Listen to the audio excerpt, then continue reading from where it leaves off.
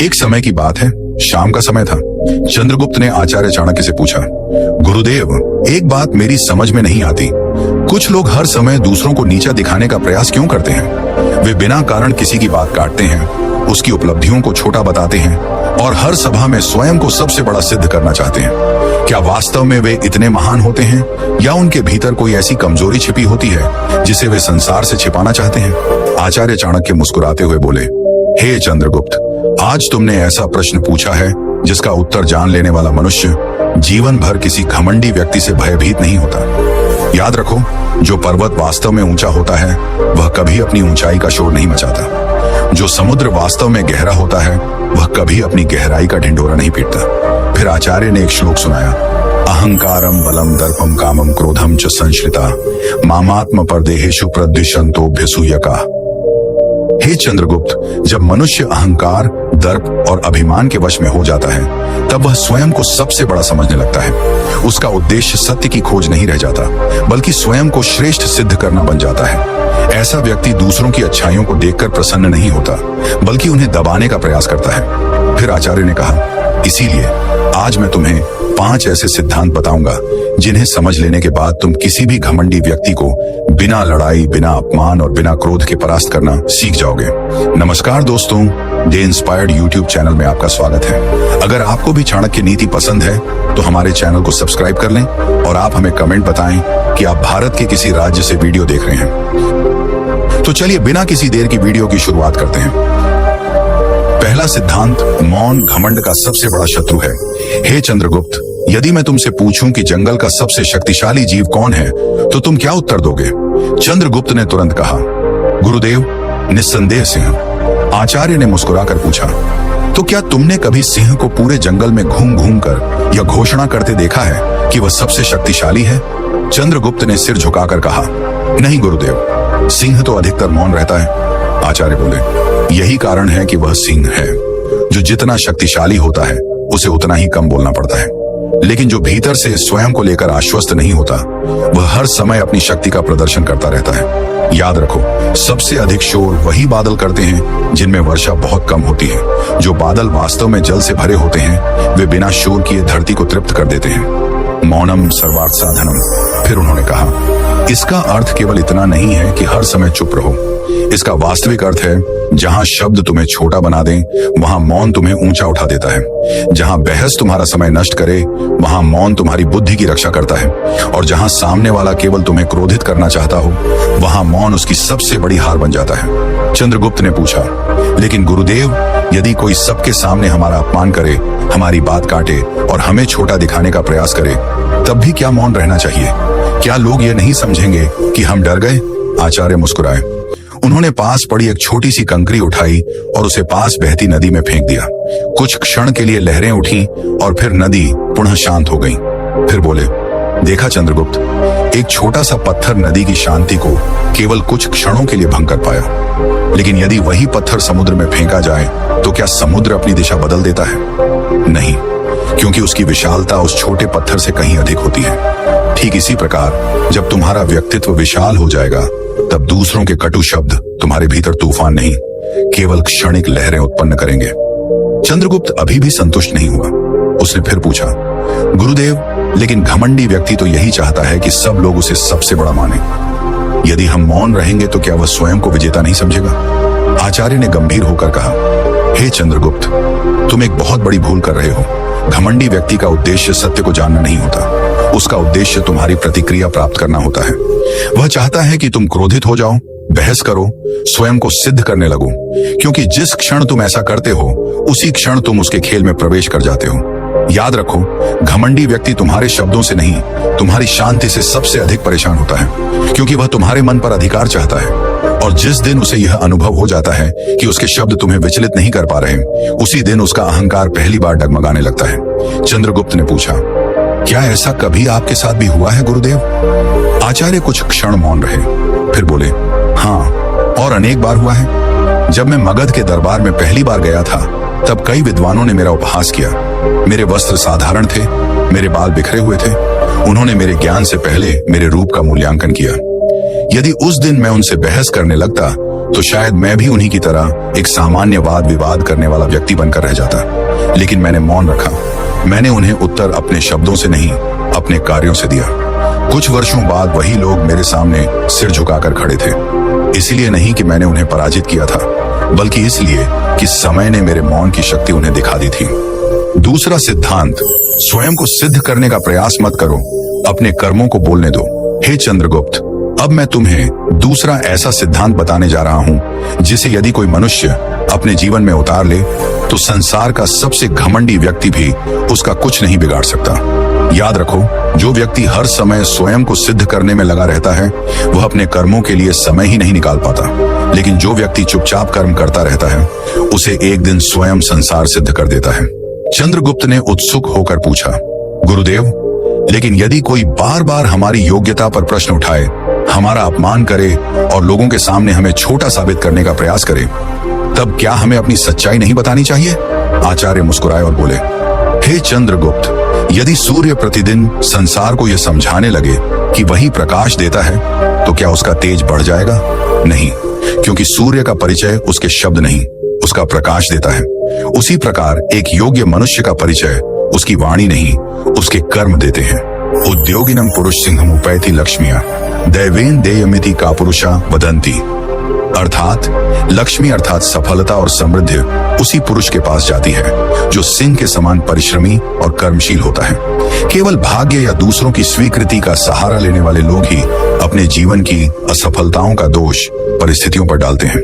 जो व्यक्ति अपने कर्म में विश्वास करता है उसे स्वयं को सिद्ध करने की आवश्यकता नहीं पड़ती, क्योंकि संसार कुछ समय तक शब्दों से प्रभावित हो सकता है, लेकिन अंततः वह केवल परिणामों के सामने सिर झुकाता है। इसलिए बुद्धिमान व्यक्ति अपनी ऊर्जा बहस में नहीं, अपनी उन्नति में लगाता है। आचार्य ने पास लगे आम के वृक्ष की ओर संकेत करते हुए कहा, उस वृक्ष को देखो। जब उसमें फल नहीं थे तब किसी ने उसकी ओर ध्यान नहीं दिया, लेकिन जैसे ही उसकी शाखाएं फलों से भर गईं, लोग स्वयं उसके नीचे आने लगे। वृक्ष ने कभी किसी को बुलाया नहीं, उसने केवल फल दिए। ठीक इसी प्रकार मनुष्य को भी लोगों की स्वीकृति प्राप्त करने के लिए नहीं, अपने जीवन को फलदायी बनाने के लिए कार्य करना चाहिए। जिस दिन तुम्हारे कर्म बोलने लगेंगे उसी दिन तुम्हें अपने बारे में कुछ कहने की आवश्यकता नहीं रहेगी। तीसरा सिद्धांत, घमंडी व्यक्ति से बहस मत करो, उससे दूरी बनाना सीखो। हे चंद्रगुप्त, संसार का सबसे बड़ा मूर्ख वह नहीं है जो कुछ नहीं जानता, बल्कि वह है जो हर बात पर स्वयं को सही सिद्ध करने के लिए लड़ता रहता है। याद रखो, कुछ लोगों को सत्य नहीं चाहिए होता, उन्हें केवल अपनी विजय चाहिए होती है। ऐसे लोगों के साथ तर्क करना अपने समय, अपनी बुद्धि और अपनी शांति तीनों का नाश करना है। चंद्रगुप्त ने विनम्रता से पूछा, गुरुदेव, लेकिन यदि कोई व्यक्ति बार बार हमें गलत सिद्ध करे, सबके सामने हमारा अपमान करे और जानबूझकर बहस करने का प्रयास करे, तब क्या हमें चुपचाप सब सह लेना चाहिए? आचार्य मुस्कुराए और बोले, नहीं चंद्रगुप्त, अन्याय सहना भी उचित नहीं है, लेकिन प्रत्येक युद्ध लड़ना भी बुद्धिमानी नहीं है। बुद्धिमान व्यक्ति पहले यह देखता है कि सामने वाला सत्य को समझना चाहता है या केवल अपने अहंकार को संतुष्ट करना चाहता है। यदि उसका उद्देश्य केवल विवाद करना है तो उससे दूर हो जाना ही सबसे बड़ी विजय है। दुर्जनेन समम सख्यम प्रीतिं चापि न कार्यत उष्णो दहति चांगारा शीतः कृष्णायते करम। अर्थात दुष्ट व्यक्ति से न मित्रता करनी चाहिए और न ही अत्यधिक निकटता। जलता हुआ अंगारा हाथ को जला देता है और बुझा हुआ अंगारा हाथ को काला कर देता है। अर्थात दुष्ट व्यक्ति किसी भी अवस्था में हानि ही पहुंचाता है। आचार्य ने श्लोक का अर्थ समझाते हुए कहा, हे चंद्रगुप्त, यह श्लोक केवल दुष्ट व्यक्ति के बारे में नहीं है, बल्कि उन सभी लोगों के बारे में है जिनका उद्देश्य दूसरों को नीचा दिखाना, अपमानित करना और विवाद उत्पन्न करना होता है। ऐसे व्यक्ति के साथ जितना अधिक समय बिताओगे उतना ही उसकी नकारात्मकता तुम्हारे जीवन में प्रवेश करेगी। इसलिए बुद्धिमान व्यक्ति उसे बदलने का प्रयास नहीं करता, बल्कि स्वयं को उससे बचा लेता है। चंद्रगुप्त ने फिर पूछा, गुरुदेव, लेकिन यदि हम उससे दूर चले जाएं, तो क्या लोग यह नहीं समझेंगे कि हम उससे हार गए? आचार्य ने सामने उड़ते हुए एक गरुड़ की ओर संकेत करते हुए कहा, उस गरुड़ को देखो, क्या वह कभी कौओं के झुंड के साथ उड़कर यह सिद्ध करता है कि वह उनसे अधिक शक्तिशाली है? नहीं, क्योंकि उसे अपनी ऊंचाई का ज्ञान है। वह जानता है कि यदि वह हर कौए से लड़ने लगेगा तो अपनी मंजिल तक कभी नहीं पहुंच पाएगा। इसी प्रकार महान व्यक्ति अपनी ऊर्जा छोटी छोटी बहसों में नहीं, अपने बड़े उद्देश्य में लगाता है। चौथा सिद्धांत, घमंडी व्यक्ति को हराने का सबसे बड़ा उपाय है स्वयं को इतना श्रेष्ठ बनाओ कि उसे तुम्हारी आलोचना करने का अवसर ही न मिले। हे चंद्रगुप्त, संसार में दो प्रकार के लोग होते हैं। पहला वह जो अपना समय दूसरों की कमियां खोजने में लगा देता है, दूसरा वह जो अपना समय स्वयं को बेहतर बनाने में लगाता है। पहला व्यक्ति जीवन भर दूसरों की चर्चा करता रह जाता है, जबकि दूसरा स्वयं एक दिन चर्चा का विषय बन जाता है। अब तुम ही बताओ, इन दोनों में वास्तव में विजेता कौन है? चंद्रगुप्त ने बिना देर किए उत्तर दिया, गुरुदेव, निस्संदेह वही व्यक्ति विजेता है जो स्वयं को बेहतर बनाने में लगा रहता है। आचार्य मुस्कुराए और बोले, तुमने बिल्कुल सही कहा, क्योंकि जो व्यक्ति अपना समय अपने विकास में लगाता है उसके पास दूसरों को नीचा दिखाने का समय ही नहीं बचता, और जो हर समय दूसरों की आलोचना करता रहता है वह स्वयं वहीं का वहीं खड़ा रह जाता है। इसलिए यदि कोई घमंडी व्यक्ति तुम्हें बार बार छोटा दिखाने का प्रयास करे तो उसका सबसे प्रभावशाली उत्तर शब्दों से नहीं बल्कि अपनी प्रगति से दो। विद्या विवादाय धनम मदाय शक्ति परेशान परिपीड़नाय खलस्य साधोर विपरीत में तत् ज्ञानाय दानाय च रक्षणाय। अर्थात दुष्ट व्यक्ति विद्या का उपयोग केवल विवाद करने के लिए करता है, धन का उपयोग अहंकार दिखाने के लिए करता है और शक्ति का उपयोग दूसरों को दबाने के लिए करता है। लेकिन सज्जन व्यक्ति अपनी विद्या का उपयोग ज्ञान फैलाने में, धन का उपयोग दान और सेवा में तथा शक्ति का उपयोग दूसरों की रक्षा करने में करता है। फिर आचार्य ने गहरी आवाज में कहा, याद रखो चंद्रगुप्त, घमंडी व्यक्ति चाहता है कि तुम अपना समय उसे गलत सिद्ध करने में लगा दो, लेकिन बुद्धिमान व्यक्ति अपना समय स्वयं को इतना योग्य बनाने में लगाता है कि एक दिन वही लोग उसकी प्रशंसा करने लगते हैं जो कभी उसका उपहास उड़ाते थे। इसलिए अपने शत्रु को उत्तर देने में समय मत गंवाओ, अपने भविष्य का निर्माण करने में समय लगाओ, क्योंकि सफलता वह उत्तर है जिसका कोई प्रतिवाद नहीं कर सकता। पांचवा सिद्धांत, समय और सत्य अहंकार के सबसे बड़े शत्रु हैं। आचार्य चाणक्य बोले, हे चंद्रगुप्त, अब मैं तुम्हें अंतिम और सबसे महत्वपूर्ण सिद्धांत बताने जा रहा हूं। यदि तुमने इसे समझ लिया तो जीवन में कभी किसी घमंडी व्यक्ति से भयभीत नहीं होंगे, क्योंकि संसार में ऐसा कोई अहंकार नहीं जिसे समय ने न तोड़ा हो और ऐसा कोई अभिमान नहीं जिसे सत्य ने न झुकाया हो। चंद्रगुप्त ने आदरपूर्वक पूछा, गुरुदेव, क्या वास्तव में समय इतना शक्तिशाली होता है कि वह सबसे बड़े घमंडी व्यक्ति को भी झुका देता है? आचार्य मुस्कुराए और बोले, केवल समय ही नहीं, समय के साथ चलने वाला सत्य भी, क्योंकि मनुष्य कुछ समय तक लोगों को धोखा दे सकता है, स्वयं को भी धोखा दे सकता है, लेकिन समय को कभी धोखा नहीं दे सकता। समय हर व्यक्ति का वास्तविक स्वरूप संसार के सामने प्रकट कर देता है। अधमा धन मिच्छन्ति धनम माणम च मध्यमा उत्तमा माण मिच्छन्ति मानो ही महताम धनम।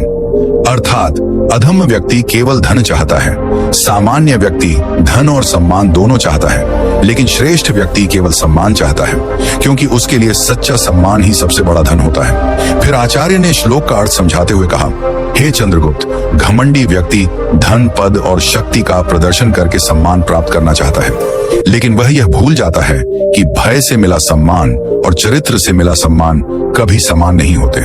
धन छिन सकता है, पद समाप्त हो सकता है, शक्ति क्षीण हो सकती है, लेकिन चरित्र से कमाया गया सम्मान समय के साथ और भी बढ़ता जाता है। इसीलिए जो व्यक्ति केवल अपने अहंकार के कारण दूसरों को छोटा दिखाता है, उसका सम्मान लोगों के हृदय में नहीं, केवल उनके डर में रहता है। इसीलिए जीवन भर इन 5 सिद्धांतों को स्मरण रखना। मौन को अपनी शक्ति बनाओ, स्वयं को सिद्ध करने के बजाय कर्म करो, व्यर्थ के विवादों से दूर रहो, अपने विकास पर ध्यान दो। अगर मेरे चैनल से आपको अच्छा ज्ञान मिला हो तो चैनल को सब्सक्राइब करें।